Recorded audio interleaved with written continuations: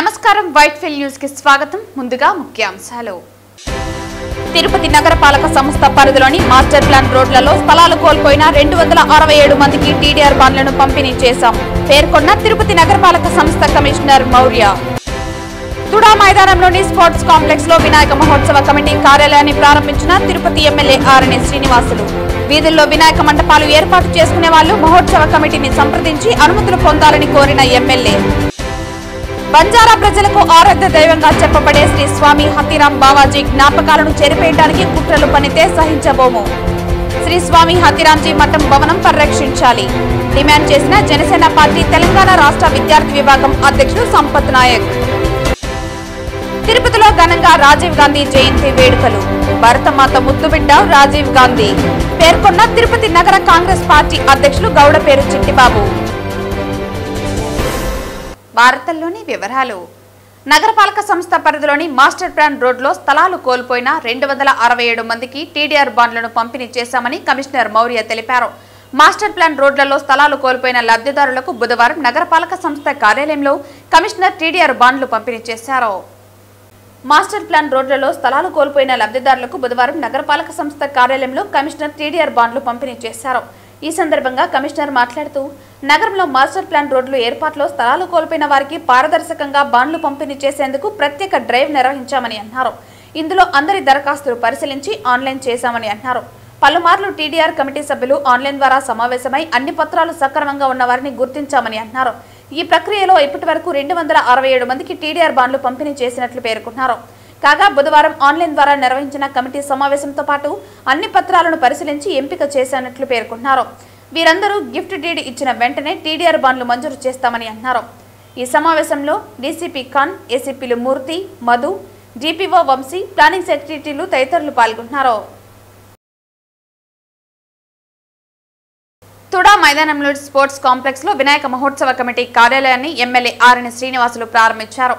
వీధుల్లో వినాయక మండపాలు ఏర్పాటు చేసుకునే వాళ్లు మహోత్సవ కమిటీని సంప్రదించి అనుమతులు పొందాలని ఆయన కోరారు. ఈ నెల 27వ తేదీ జరిగే వినాయక చవితిని సాంప్రదాయబద్ధంగా చేసుకోవాలని భక్తులకు విజ్ఞప్తి చేశారు. ప్లాస్టిక్ రహిత రాష్ట్రంగా చేసేందుకు ముఖ్యమంత్రి చంద్రబాబు నాయుడు, ఉప ముఖ్యమంత్రి పవన్ కళ్యాణ్లు కృషి చేస్తున్నారని, ప్లాస్టర్ ఆఫ్ ప్యారిస్ తో చేసిన వినాయక విగ్రహాల స్థానంలో మట్టితో చేసిన విగ్రహాలను ఏర్పాటు చేసుకోవాలని కోరారు.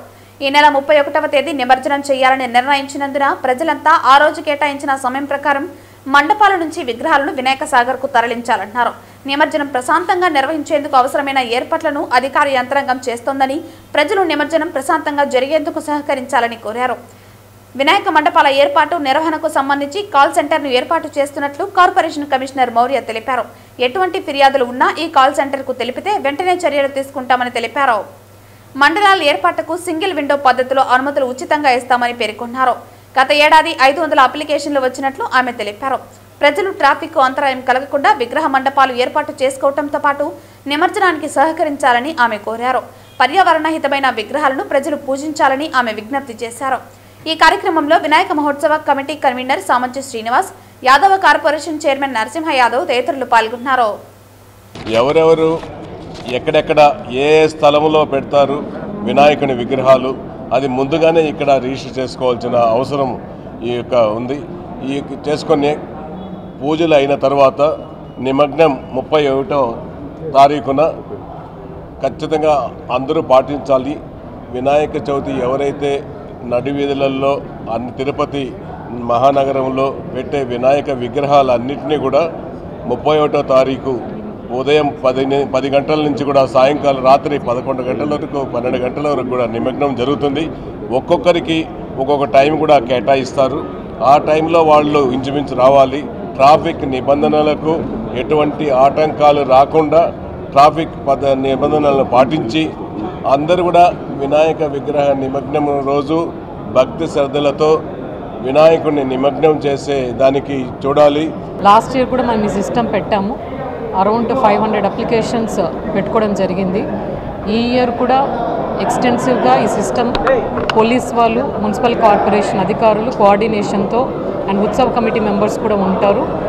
ఈ సిస్టమ్ని రన్ చేయడం జరుగుతుంది. ఇది ఫ్రీ ఆఫ్ కాస్ట్ అప్లికేషన్ కూడా.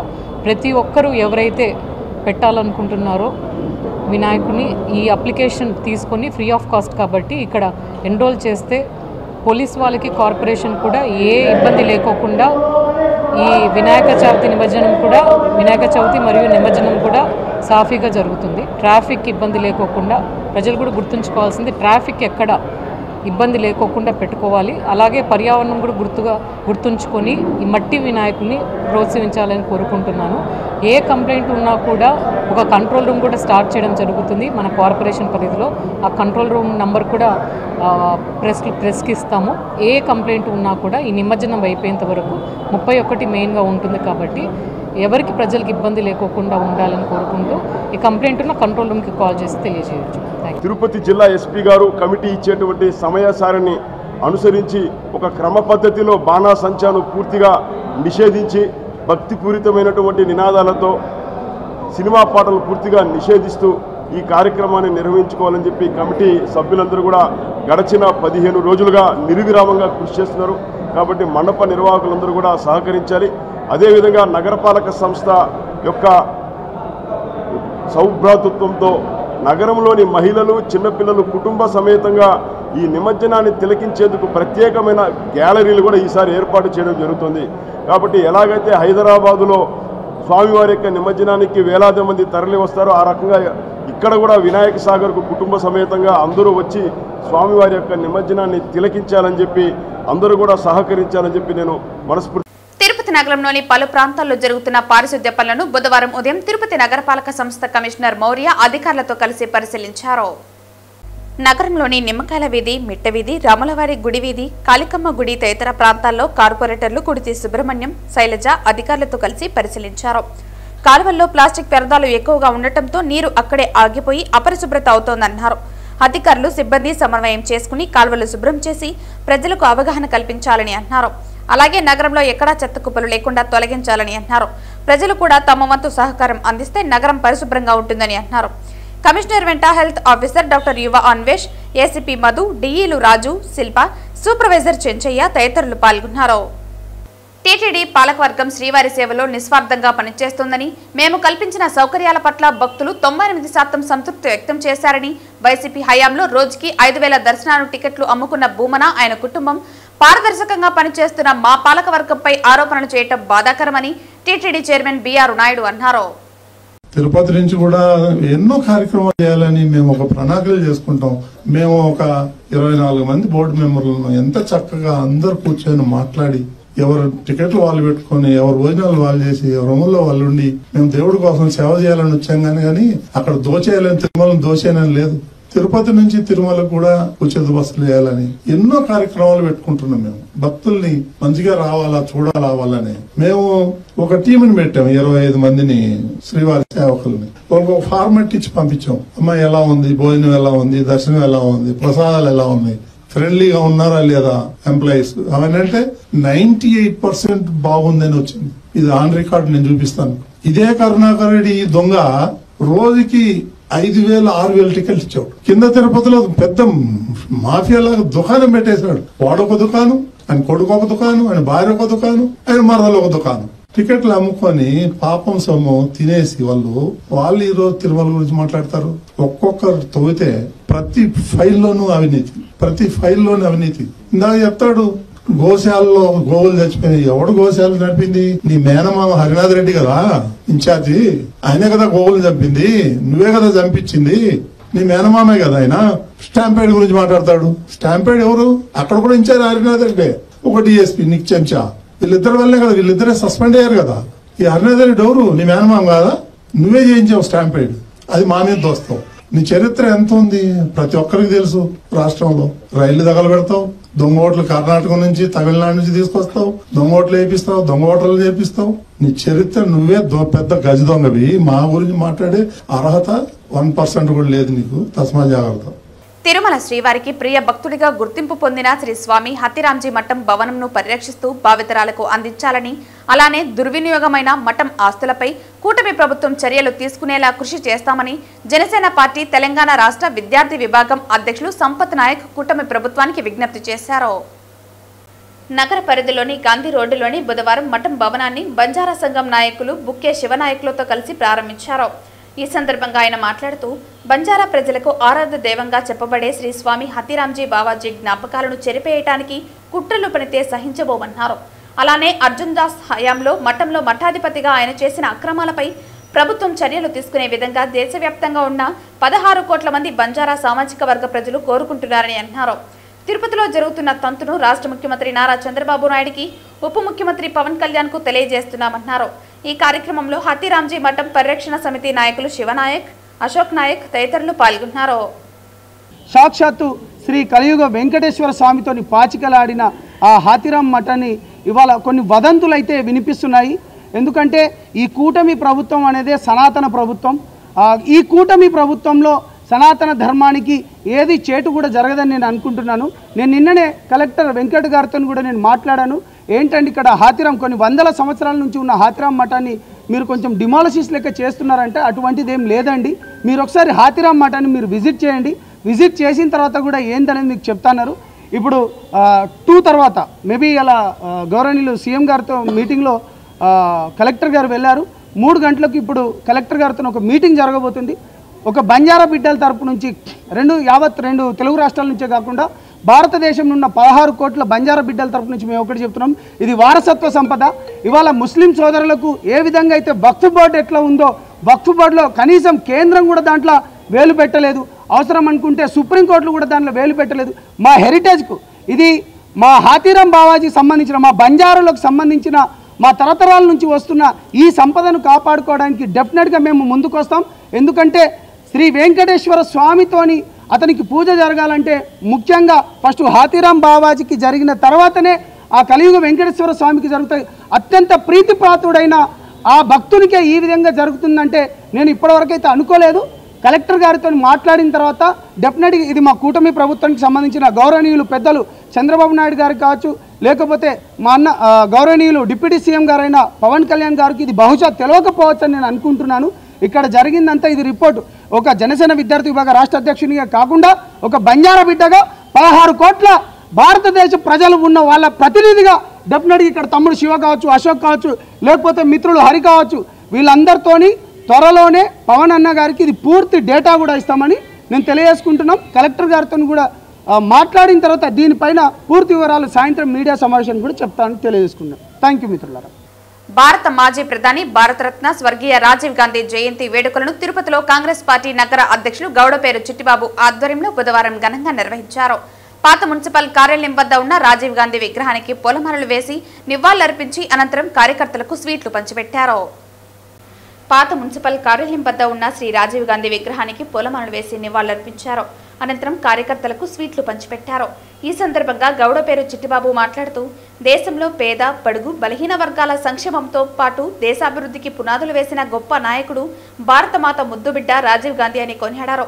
1984 నుండి 1989 వరకు భారతదేశ ప్రధానమంత్రిగా దేశాభివృద్ధికి పాల్పడ్డారని కొనియాడారు. 40 సంవత్సరాల వయసులో అతి పిన్న వయస్కుడైన ప్రధానమంత్రిగా కొనసాగారని తెలిపారు. రాజీవ్ గాంధీ భారతదేశంలో అనేక సంక్షేమ పథకాలను ప్రవేశపెట్టారని, వాటిలో కౌమార బాలికల సాధికారత కోసం రాజీవ్ గాంధీ పథకం, రాజీవ్ గాంధీ మహిళా వికాస్ పరియోజన, Rajiv Gandhi equity savings scheme, Rajiv Gandhi సామాజిక భద్రతా పథకం మరియు రాజీవ్ గాంధీ సివిల్స్ అభయహస్తం పథకాలను వివరించారు. సివిల్ సర్వీసెస్ పరీక్షలకు సన్నద్ధమయ్యే అభ్యర్థులకు, ముఖ్యంగా పేద కుటుంబాల నుండి వచ్చిన వారికి ఆర్థిక సహాయం అందించడానికి ఈ పథకం ప్రారంభించడం జరిగిందన్నారు. అనంతరం పీసీసీ ఉపాధ్యక్షుడు దొడ్డారెడ్డి రాంభూపాల్రెడ్డి మాట్లాడుతూ Rajiv Gandhi national institute of youth development, Rajiv Gandhi entrepreneurship programme మరియు ఇతర ప్రాంతీయ పథకాలను ఏర్పాటు చేసి భవిష్యత్తు తరాలకు మార్గదర్శకం చేశారని కొనియాడారు. అనంతరం పీసీసీ ప్రధాన కార్యదర్శి తమటం వెంకట నరసింహ మాట్లాడుతూ ప్రధానమంత్రిగా రాజీవ్ గాంధీ తీసుకున్న మొదటి చర్య జనవరి 1985లో పార్టీ ఫిరాయింపుల నిరోధక చట్టాన్ని తీసుకొచ్చినట్లు తెలిపారు. రాజకీయ నాయకులు నీతి నిజాయితీగా పనిచేయాలని ఆనాడే తన నిర్ణయాలతో రాజీవ్ గాంధీ నిరూపించారని తెలిపారు. అనంతరం కాంగ్రెస్ పార్టీ సీనియర్ నాయకులు చిత్తూరు శివశంకర్ మాట్లాడుతూ 1986లో భారతదేశం అంతటా ఉన్నత విద్యా కార్యక్రమాలను ఆధునీకరించడానికి, విస్తరించడానికి ఆయన జాతీయ విద్యా విధానాన్ని ప్రకటించి దేశంలో అన్ని వర్గాలకు నాణ్యమైన విద్యను అందించేందుకు చర్యలు తీసుకున్నారని తెలిపారు. 1986లో ఆయన జవహర్ నవోదయ విద్యాలయ వ్యవస్థను స్థాపించడం జరిగిందన్నారు. ఈ కార్యక్రమంలో తిరుపతి నగర కాంగ్రెస్ పార్టీ కమిటీ ఉపాధ్యక్షులు పార్థసారథి, ప్రధాన కార్యదర్శి కృష్ణమూర్తి, బీసీసీఎల్ రాష్ట్ర మాజీ ప్రధాన కార్యదర్శి బైలు గోపీగౌడ్ తదితరులు పాల్గొన్నారు.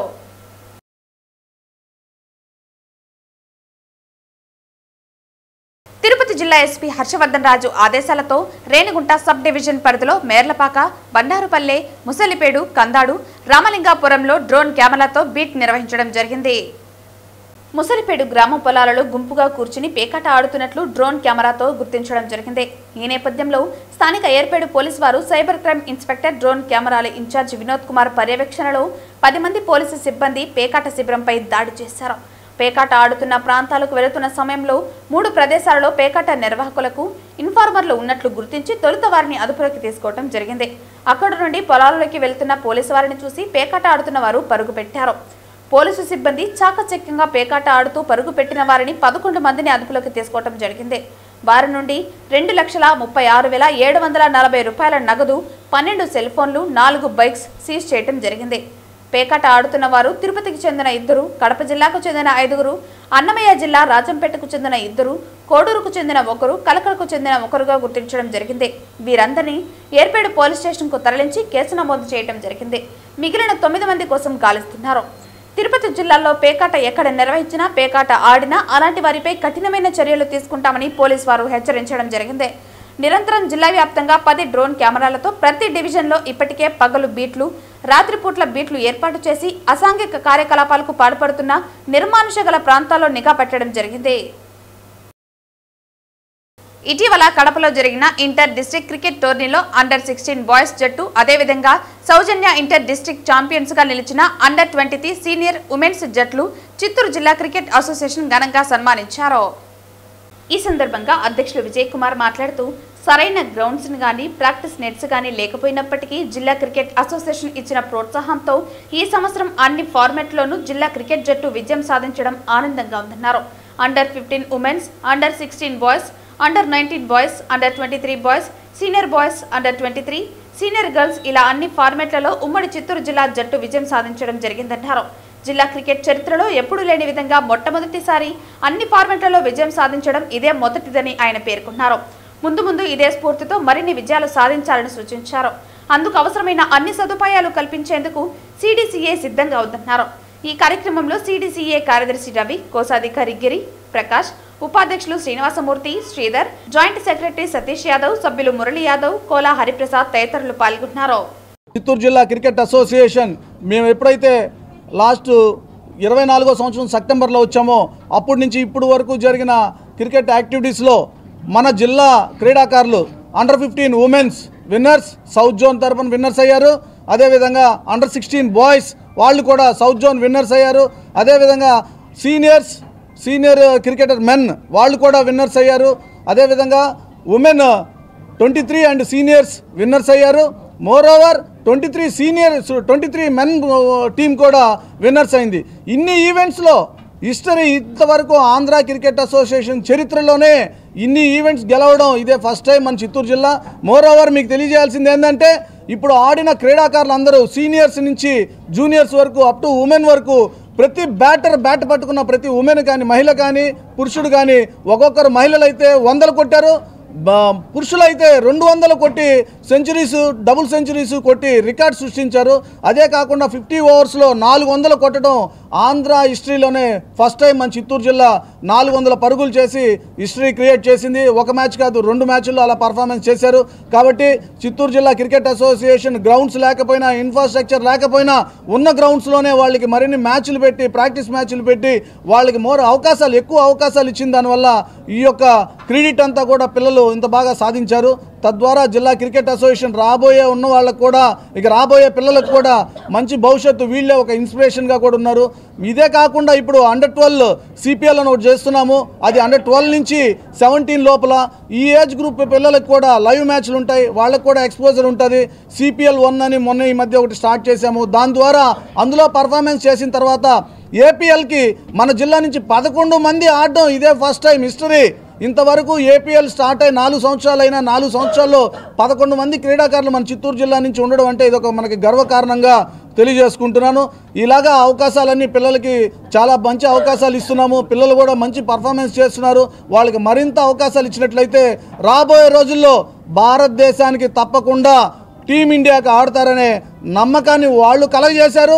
మేము కూడా వాళ్ళ ఒక విశ్వాసాన్ని దృష్టిలో పెట్టుకొని మేము కూడా వారికి మరింత సేవ చేయాలని చెప్పనే దృఢ నిశ్చయంతో ఉన్నాము. Thank you. ఈ అవకాశం కల్పించిన అందరికీ కూడా ధన్యవాదాలు. వికలాంగుల పెన్షన్ రద్దు చేసిన వారందరికీ పునరుద్ధరించాలని సిపిఐ జిల్లా కార్యదర్శి మురళి డిమాండ్ చేశారు. ఈ రోజు భారత కమ్యూనిస్టు పార్టీ ఆధ్వర్యంలో రేణిగుంట అంబేద్కర్ విగ్రహం వద్ద నిరసన తెలియజేశారు. 30,000 వికలాంగుల పెన్షన్ ఈ జిల్లాలో మొత్తం కూడా రద్దు చేయడం జరిగింది.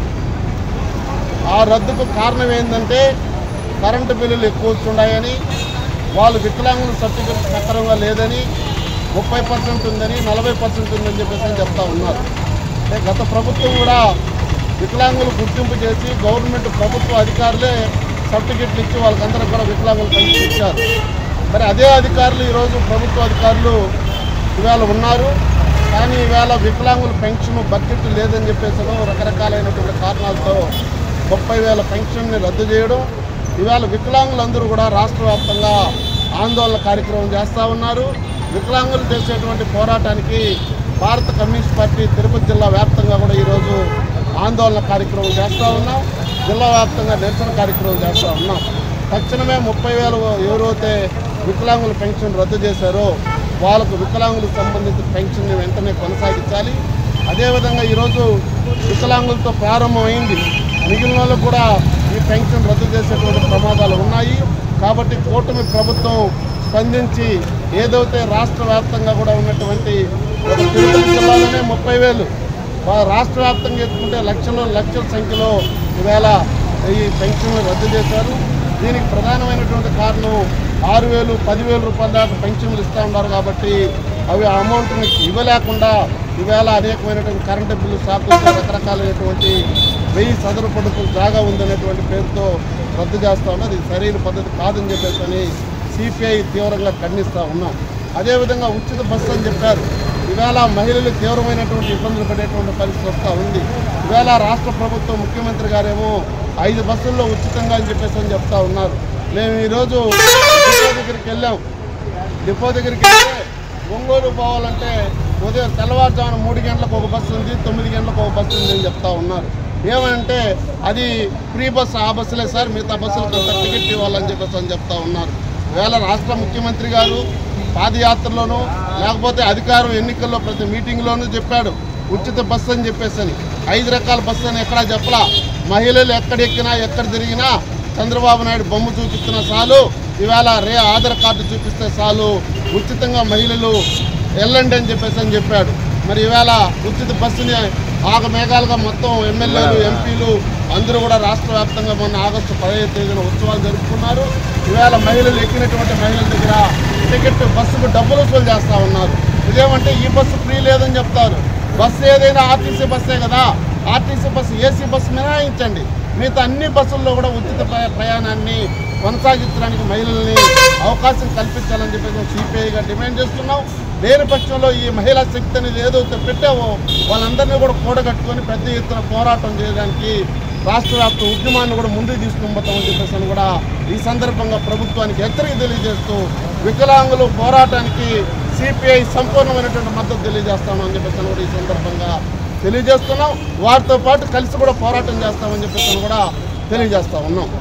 ఆకాశ్ ఎడ్యుకేషనల్ సర్వీసెస్ ప్రతిష్టాత్మకంగా నిర్వహించే ఆమ్తే 2025 పరీక్ష ద్వారా దేశవ్యాప్తంగా సుమారు 250 కోట్ల రూపాయల విలువైన స్కాలర్షిప్ ను ప్రకటించినట్లు తెలిపారు. ఈ మేరకు బుధవారం ఎయిర్ బైపాస్ రోడ్డులో గల సంస్థ కార్యాలయంలో state academic operation head RVSN Murthy, regional sales head Nishant Mishra, senior assistant director CH Vijay Kumar, regional marketing head Modem Narasimhulu, branch manager Subrahmanyam postal విడుదల అనంతరం విలేకరులతో మాట్లాడారు. అక్టోబర్ 4 నుంచి 12 వరకు జరుగుతుందని, ఆమ్తే 2025ను విజయవంతంగా 16వ ఏట నిర్వహిస్తున్నట్లు పేర్కొన్నారు. ఇందులో ఉత్తమ ఫలితాలు సాధించిన వారికి 100% ఉచితంగా శిక్షణ పొందడంతో పాటు పలు క్యాష్ ప్రైజ్ ప్రకటించినట్లు తెలిపారు.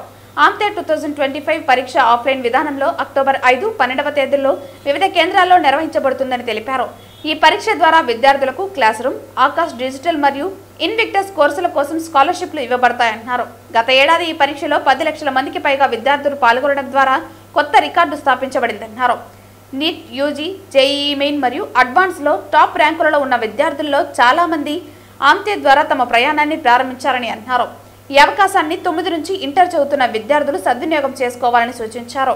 నీట్ జేఈలలో ఉత్తమ ర్యాంకులు సాధిస్తున్న ఆకాశ సంస్థ ద్వారా శిక్షణ పొందేవారికి ఆర్టిఫిషియల్ ఇంటెలిజెన్స్ ద్వారా కూడా తర్ఫీదు నిర్వహిస్తున్నట్లు తెలిపారు.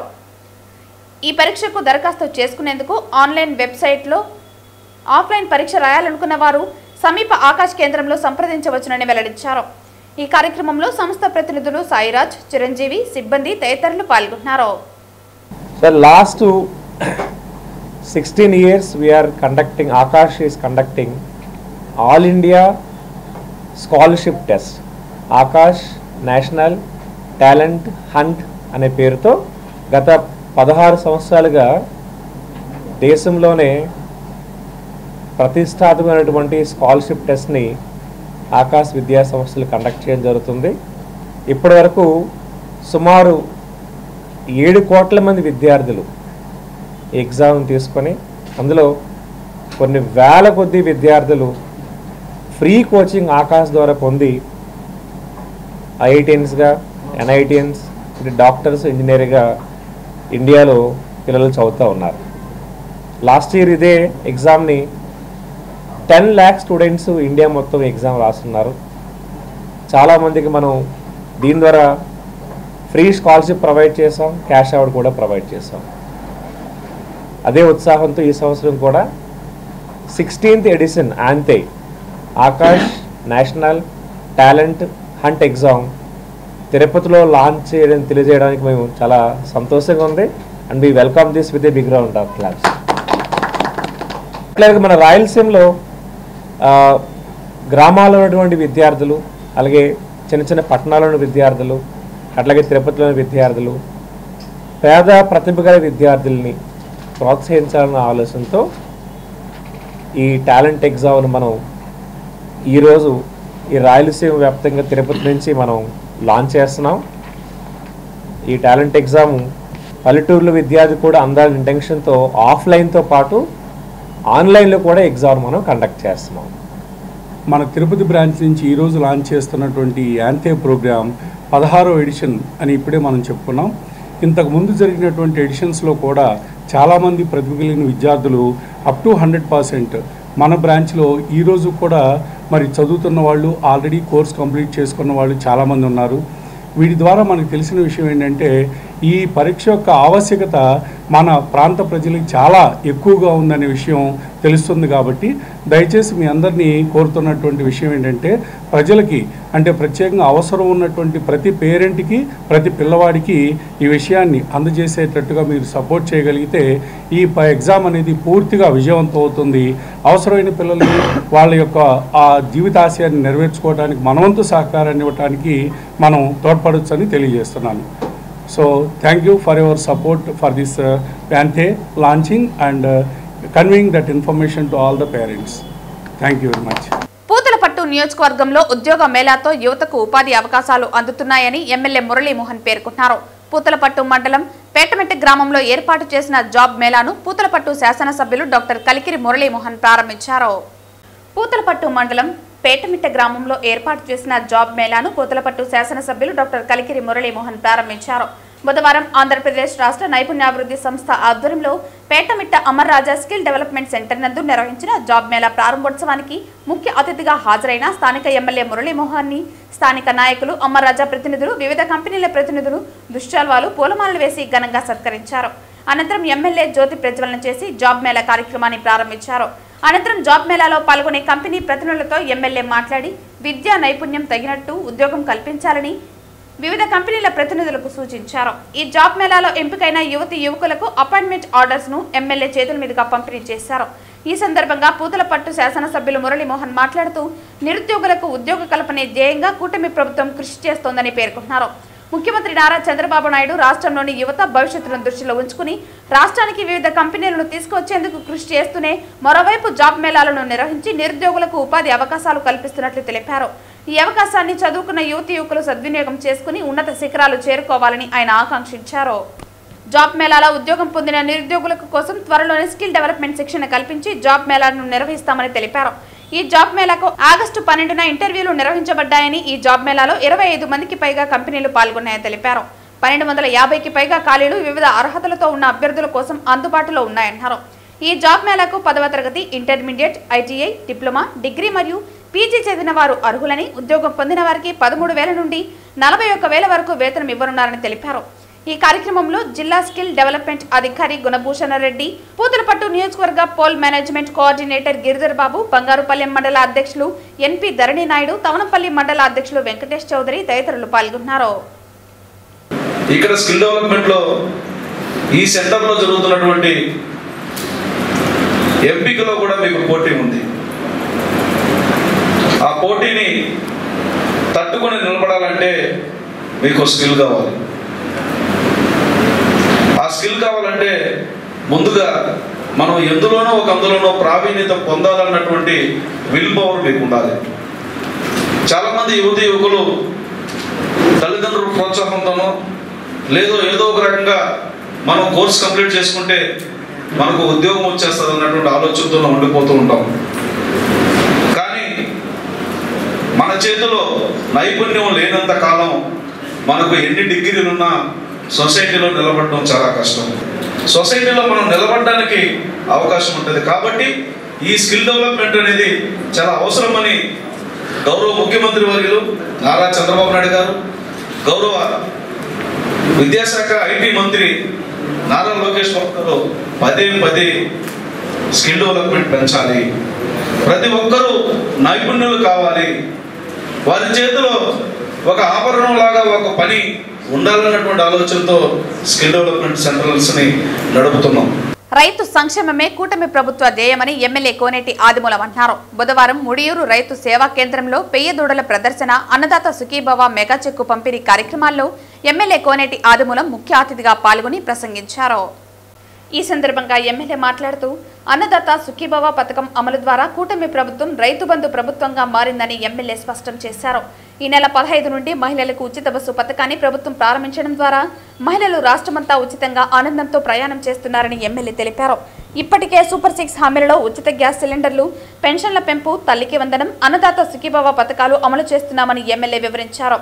అనంతరం పశు వైద్య శాఖ ఆధ్వర్యంలో నిర్వహించిన పాడి రైతులు తమ పెయ్య దూడల ప్రదర్శనలో ఎమ్మెల్యే ఆదిమూలం పాల్గొన్నారు. అనంతరం రైతు సేవా కేంద్ర ఆవరణలో వ్యవసాయ శాఖ ఆధ్వర్యంలో మండలానికి చెందిన రైతన్నలకు అన్నదాత సుఖీభవ తొలి విడత నగదు 2.27 కోట్ల మెగా చెక్కును ఎమ్మెల్యే కోనేటి ఆదిమూలం చేతుల మీదుగా పంపిణీ చేశారు. మండలంలో ఇంకా ఎవరైనా అర్హులైన లబ్ధిదారులు ఉంటే వారు అందుబాటులోకి ఉన్న రైతు సేవా కేంద్రం ద్వారా దరఖాస్తు చేసుకోవాలని ఎమ్మెల్యే సూచించారు.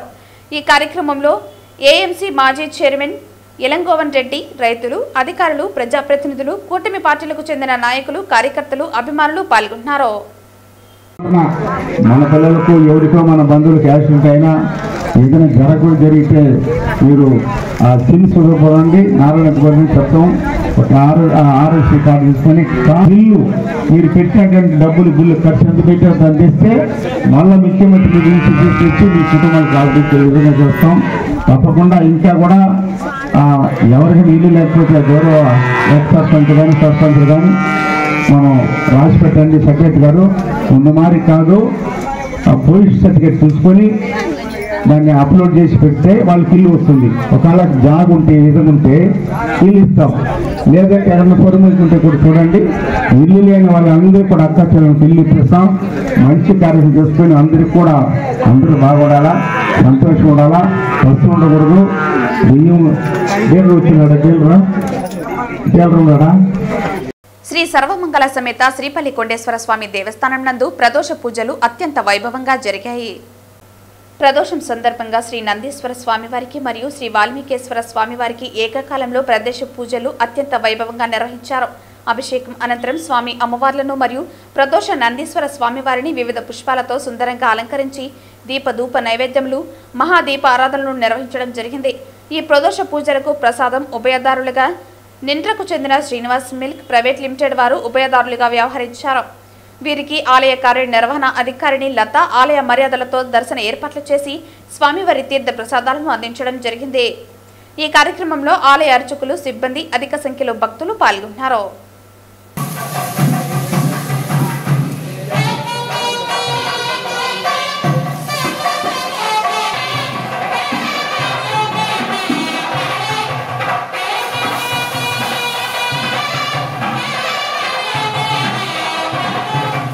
వార్తలు ముగించే ముందు ముఖ్యాంశాలు మరోసారి. తిరుపతి నగరపాలక సంస్థ పరిధిలోని మాస్టర్ ప్లాన్ రోడ్లలో స్థలాలు కోల్పోయిన 267 మందికి టీడీఆర్ బాండ్లను పంపిణీ చేశాం పేర్కొన్న తిరుపతి నగరపాలక సంస్థ కమిషనర్ మౌర్య. తుడా మైదానంలోని స్పోర్ట్స్ కాంప్లెక్స్ లో వినాయక మహోత్సవ కమిటీ కార్యాలయాన్ని ప్రారంభించిన తిరుపతి ఎమ్మెల్యే ఆరణి శ్రీనివాసులు. వీధుల్లో వినాయక మండపాలు ఏర్పాటు చేసుకునే వాళ్లు మహోత్సవ కమిటీని సంప్రదించి అనుమతులు పొందాలని కోరిన ఎమ్మెల్యే. బంజారా ప్రజలకు ఆరాధ్య దైవంగా చెప్పబడే శ్రీ స్వామి హతీరాం బావాజీ జ్ఞాపకాలను చెరిపేయడానికి కుట్రలు పనితే సహించబోము. శ్రీ స్వామి హతీరాంజీ మఠం భవనం పరిరక్షించాలి డిమాండ్ చేసిన జనసేన పార్టీ తెలంగాణ రాష్ట్ర విద్యార్థి విభాగం అధ్యక్షుడు సంపత్ నాయక్. తిరుపతిలో ఘనంగా రాజీవ్ గాంధీ జయంతి వేడుకలు. భరతమాత ముద్దుబిడ్డ రాజీవ్ గాంధీ పేర్కొన్న తిరుపతి నగర కాంగ్రెస్ పార్టీ అధ్యక్షులు గౌడపేరు చిట్టిబాబు. ఈ వార్తలు ఇంతటితో సమాప్తం. తిరిగి వార్తల్లో మళ్ళీ కలుద్దాం. అంతవరకు సెలవు. నమస్కారం.